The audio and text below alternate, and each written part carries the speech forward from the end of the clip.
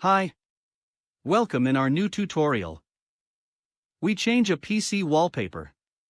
Background image. 1. Left-click on mouse and select Personalize. It open. Type 2. You not see a personalize option you use, type 2.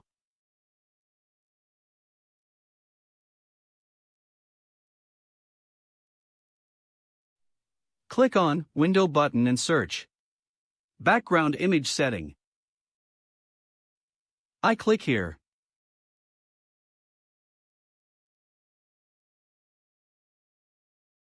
It open. I use a wallpaper they already given.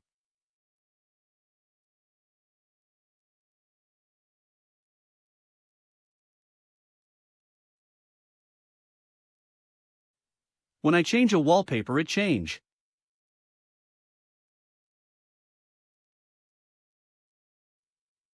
When I open a new wallpaper, I click on Browse.